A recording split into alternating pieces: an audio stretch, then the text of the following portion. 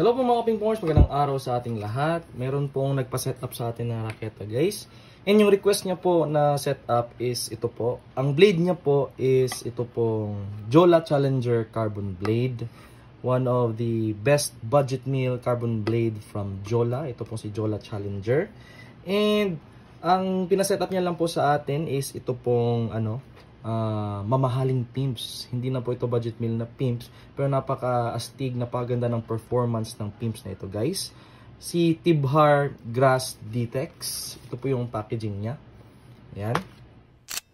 And by the way, ang raketa po ito is ipapaship po natin papuntang Cabangcalan City, Negros Occidental. So nag-order po nito sir. Thank you so much for trusting Pingpong Pulumulok sa pag-setup po na inyong raketa, lalong-lalo na po itong pimps na ito. Napaka-crucial mag-setup ng pimps guys. Kinakabahan ako kanina habang pinapadikit ko to, and buti na lang successful yung pagpadikit natin. So tingnan natin kung ano yung tunog niya and ano yung masasabi niyo po sa tunog ng long pimps na ito, Tibhar Grass Dtex together with this carbon blade Jola Challenger. Ayan po, try po natin.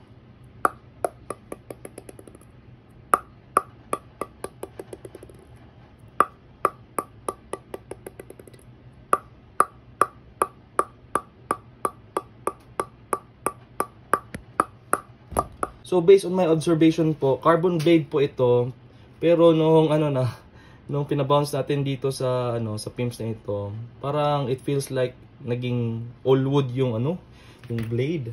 So base din po sa mga na experience kong nakalaro na gamit ang pimps na ito, is parang niyang inaabsorb yung power or spin na na bumabangga sa kanya. And syempre, ang balik nun, kayo nang bahala mag-interpret nun guys. So sa mga nakatry po ng pimps na ito, Grass Dtex, Tibhar Grass Dtex, paki-comment down naman po kung ano po yung experience niyo sa blade na So sa mga nakatry po ng long pimps na ito, si Tibhar Grass Dtex, paki-comment down below naman po kung ano po yung experience niyo, ano po yung karanasan niyo sa long pimps na ito. By the way, ano po ito, ox po ito, wala po itong sponge.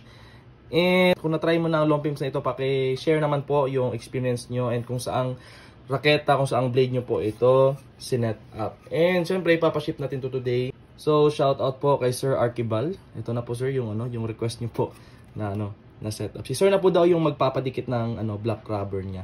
Meron siyang black rubber doon sa sa kanila. So, kaya wala tayong pinadikit na black rubber.